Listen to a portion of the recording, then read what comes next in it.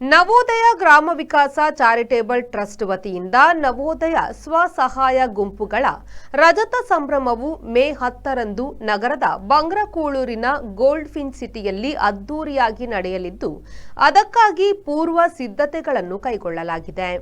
ಸಮಾವೇಶ ನಡೆಯುವ ಸ್ಥಳದ ಪೂರ್ವ ಸಿದ್ಧತೆಗಳನ್ನು ವೀಕ್ಷಿಸಿದ ಬಳಿಕ ನವೋದಯ ಗ್ರಾಮ ವಿಕಾಸ ಚಾರಿಟೇಬಲ್ ಟ್ರಸ್ಟ್ನ ಡಾಕ್ಟರ್ ಎಂಎನ್ ರಾಜೇಂದ್ರ ಕುಮಾರ್ ಅವರು ಮಾತನಾಡಿ, ಮೇ 10ರಂದು ನವೋದಯ ಸ್ವಸಹಾಯ ಗುಂಪುಗಳ ಸಮಾವೇಶ ನಡೆಯಲಿದೆ.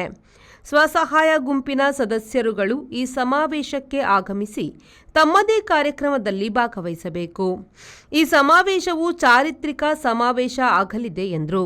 ಎಲ್ಲರೂ ಸಮಯಕ್ಕೆ ಸರಿಯಾಗಿ ನಾವು ಸಮಯಕ್ಕೆ ಮಹತ್ವ ಕೊಡ್ತಾ ಇದ್ದೇವೆ. ಯಾಕಂತ ಹೇಳಿದ್ರೆ ದೂರದಿಂದ ಅಂತ ಮಹಿಳೆಯರು ಬೆಳಗ್ಗೆ ಎದ್ದು ಬರ್ತಾರೆ, ಅವರಿಗೆ ಮಧ್ಯಾಹ್ನ ಊಟದ ನಂತರ ಹೋಗುವಂಥ ವ್ಯವಸ್ಥೆ ಆಗಬೇಕು ಅನ್ನುವಂಥ ದೃಷ್ಟಿಕೋನದಿಂದ ನಾವು ಸಮಯಕ್ಕೆ ಹೆಚ್ಚಿನ ಮಹತ್ವ ಕೊಟ್ಟು 1:30ಗೆ ಈ ಸಮಾರಂಭವನ್ನು ಯಶಸ್ವಿಗೊಳಿಸಲಿಕ್ಕೆ ಬದ್ಧರಿದ್ದೇವೆ. ತಾವು ನೋಡ್ಬೋದು, ತಾವು ಕೂಡ ದೃಶ್ಯ ಮಾಧ್ಯಮದ ಮಿತ್ರರು ಇಂಥ ಹಲವು ಸಮಾರಂಭಗಳನ್ನು ಕಂಡಿದ್ದೀರಿ.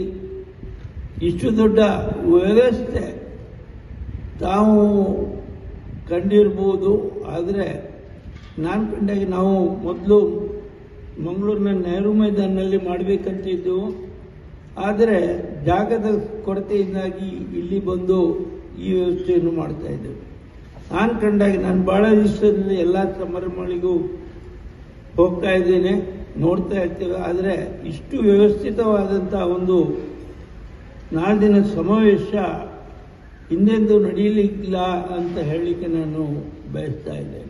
ಹಾಗಾಗಿ ತಮ್ಮೆಲ್ಲರ ಸಹಕಾರವನ್ನು ಕೋರ್ತಾ ನಾಳಿನ ಸಮಾವೇಶ ಯಶಸ್ವಿಗೊಳಿಸಿದರೆ ನಮ್ಮ ಜಿಲ್ಲೆಗೆ ಒಂದು ಹೆಸರು, ನಮ್ಮ ರಾಜ್ಯಕ್ಕೆ ಒಂದು ಹೆಸರಾಗ್ತದೆ. ನವೋದಯ ಸ್ವಸಹಾಯ ಗುಂಪುಗಳ ರಜತ ಸಂಭ್ರಮ ಸಮಿತಿಯ ಅಧ್ಯಕ್ಷ ಐಕಳಬಾವ ದೇವಿಪ್ರಸಾದ್ ಶೆಟ್ಟಿ ಬೆಳಪು ಅವರು ಮಾತನಾಡಿ, ಡಾಕ್ಟರ್ ಎಂಎನ್ ರಾಜೇಂದ್ರ ಕುಮಾರ್ ಅವರು 25 ವರ್ಷಗಳ ಹಿಂದೆ ಕಂಡಂತಹ ಕನಸು ನನಸಾಗಿದೆ.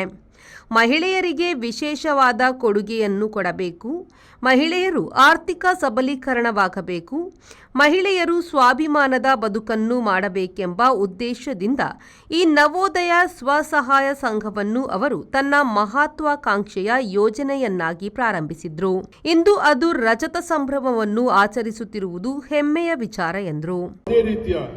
ಸಾಲ ಸೌಲಭ್ಯಗಳು ಅವರ ಮದುವೆಗಾಗಿರ್ಬೋದು, ಮಕ್ಕಳ ವಿದ್ಯಾಭ್ಯಾಸಕ್ಕಾಗಿರ್ಬೋದು, ಮನೆ ಕಟ್ಟಲಿಕ್ಕಾಗಿರ್ಬೋದು, ಅಥವಾ ಗಂಡನಿಗೆ ವ್ಯಾಪಾರ ಮಾಡಲಿಕ್ಕಾಗಬಹುದು, ಅಥವಾ ಅವರಿಗೆ ಉದ್ದಿಮೆ ಮಾಡಲಿಕ್ಕಾಗಬಹುದು.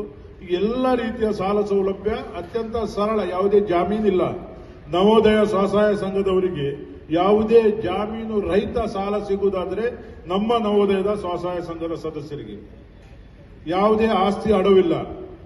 ಅವರು ಕೇಳಿದಷ್ಟು ಅವರ ಯೋಜನೆಗೆ ತಕ್ಕುದಾದಂಥ ಆ ಗುಂಪು ಸಾಲವನ್ನು ನಾವು ಕೊಡುವಂಥದ್ದು. ಯಾವತ್ತೂ ಕೂಡ 100ಕ್ಕೆ 100% ಅವರು ಮರುಪಾವತಿ ಮಾಡಿರುವಂಥದ್ದು.